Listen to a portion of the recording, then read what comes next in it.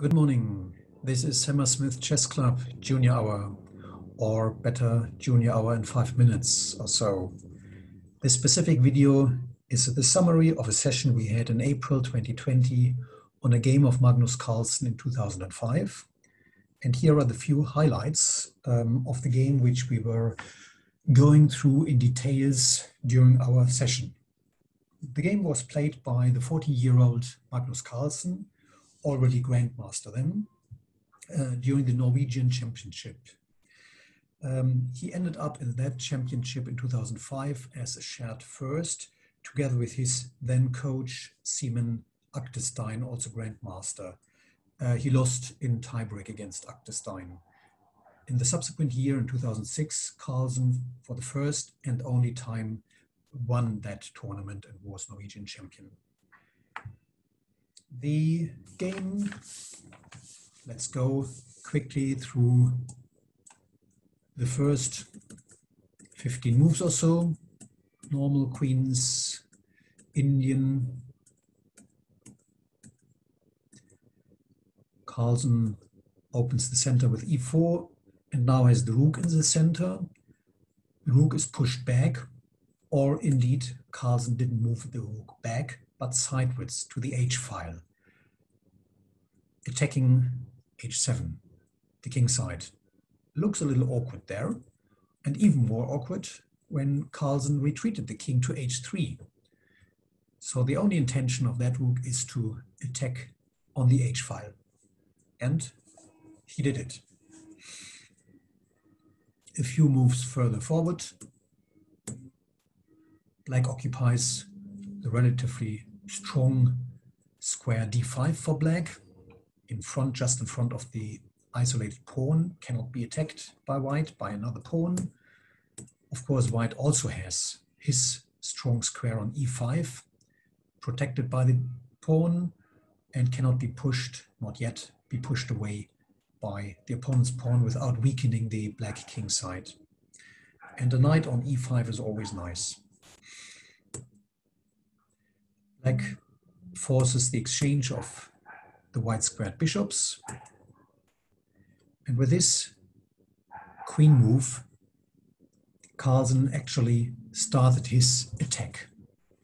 Of course, he threatens to take on c5. He threatens to push, to move either the knight or the queen to c6 and block the queen side position, but he also looks at h7, like the rook here.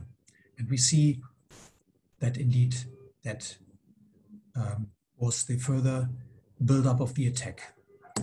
Black didn't want to allow the white piece settling down on c6 and blocking the c pawn, so he pushed forward, c5, attacked the center, and now White threatened mate in one if Black takes on g4, or if Black does not take and does something else, like take on d4, then of course White would exchange knights and mate on h7 with the queen. So the only way actually to defend the position for Black now is to push forward the h-pawn, and indeed the right continuation would have been to put it 2 squares where it is protected by the queen. The pawn would ultimately have been lost. It would have been a heavy rook's ending with a lot of exchanges. We went through that yesterday. But indeed, this is a position which looks defendable from Black point of view.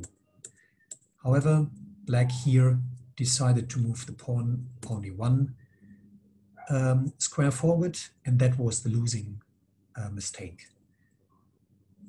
Immediately, it comes to our mind that the knight can sacrifice itself on h6, and White has a very strong attack. Magnus Carlsen was patient and did not immediately sacrifice the knight. He first pushed away the queen from the central location d5, and also he improved the position of his rook. Now it's already closer to the Black king. Only now he takes on h6 with check, takes with the rook. Of course, Black tries to push away the rook and then to occupy the h file with his own rook, or to move the rook to g8 and to hide on f8 to hide his king there. White did not allow that.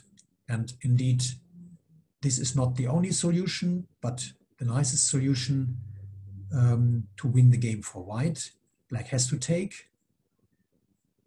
And now comes the silent move, and the only move actually to win the game. Bishop c1 threatens discover check by moving the next move away. The queen prevents the king to escape on h7 to h7, so already now there is a mating net around the black king. Black tries to develop counter attack, threatens d3 when the queen would be blocked on this diagonal, and now white checks with the bishop of c1. The king has to go, well, actually the king cannot go to h5. That's what we had seen yesterday. It will lead to mate. So black was forced to put the queen in between to sacrifice the queen. But white has to be careful. He cannot just take on e3. It would have been an ending with uncertain outcome, with a certain white advantage. But indeed, black seems to have sufficient material for the queen. Has a rook and a piece against the queen. And still, the white king is also not too safe with the open files where the black kings could attack. So Magnus Carlsen played it very cautiously, an interim check on h4, avoiding that with the next, once white take on a3, that his rook would be taken.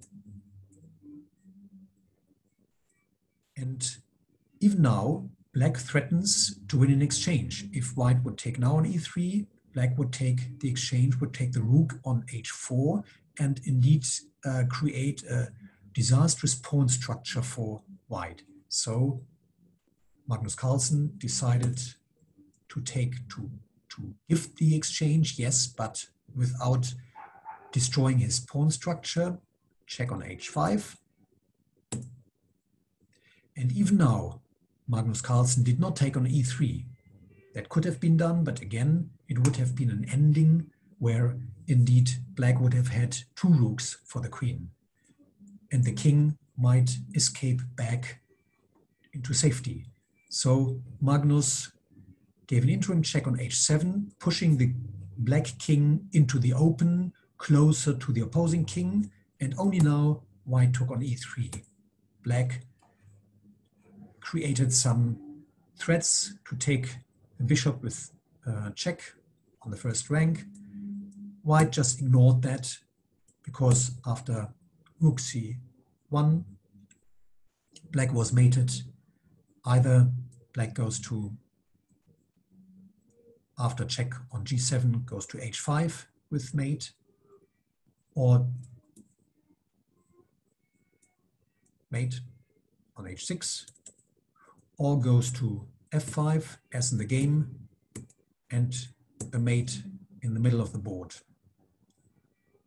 That was a game of the young but already Grandmaster Magnus Carlsen, 2005, 14 years old.